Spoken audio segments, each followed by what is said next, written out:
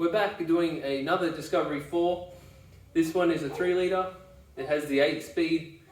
It's the same as the other one besides the 8 speed. The only difference is this one has quite a catastrophic engine failure. It arrived on a tow truck, annihilated my driveway with oil. So that's not the best, but it is what it is. And this one actually ran on.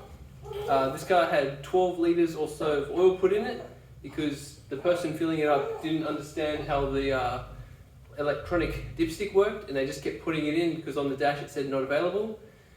So it ended up running on until it didn't run anymore. It almost starts, it'll run for a second or two, then it stalls out. So, you know, body off, engine out, we'll have a look at what damage has happened to this one.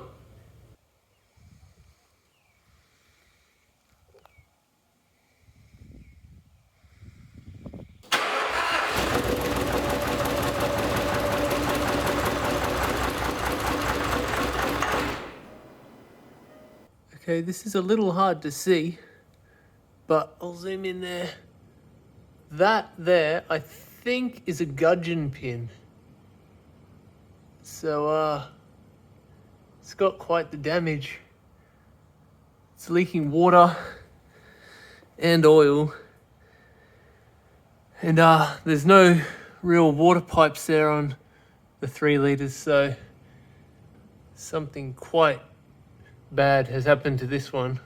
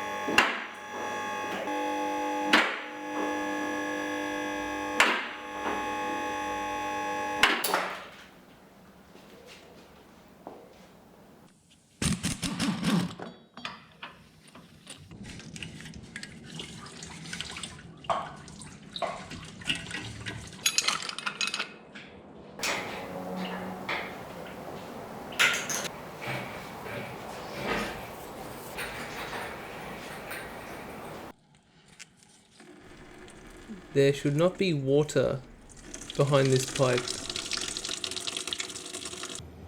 So I've just got the motor out. Behind the turbo there, it's a bit hard to see. There's a hole in the block. So that's what all this metal here is. So that's pretty cool. Once I get the turbo and the EGR and stuff off, we can have a closer look, but it's pretty decent damage on this one.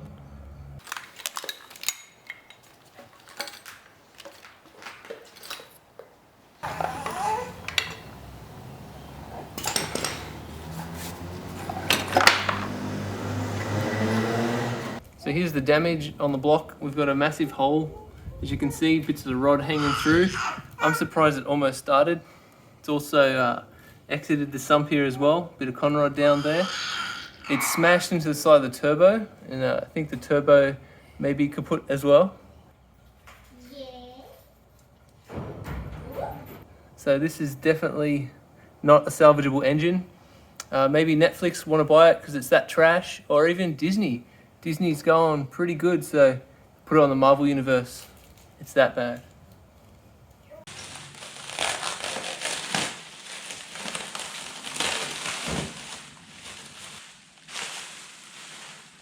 Here's the motor in all its glory, ready to go in. No hole inside this block.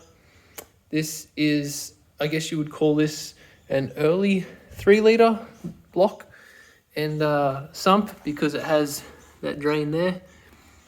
This motor must be out of like a 10 or 11. The later ones have this blocked off already on the sump, and then you run it to that port there, which is already there, so there's a conversion you do.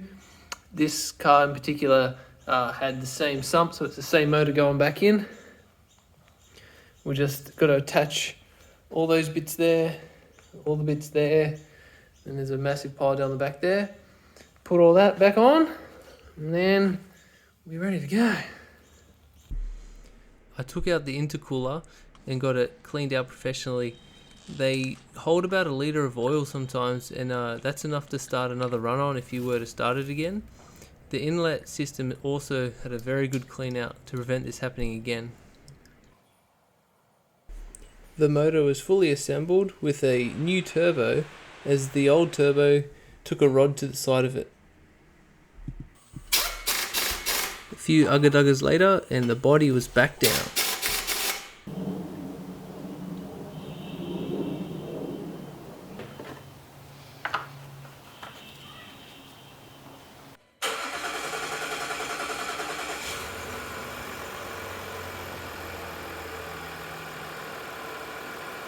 Alright guys, another Discovery engine has been replaced.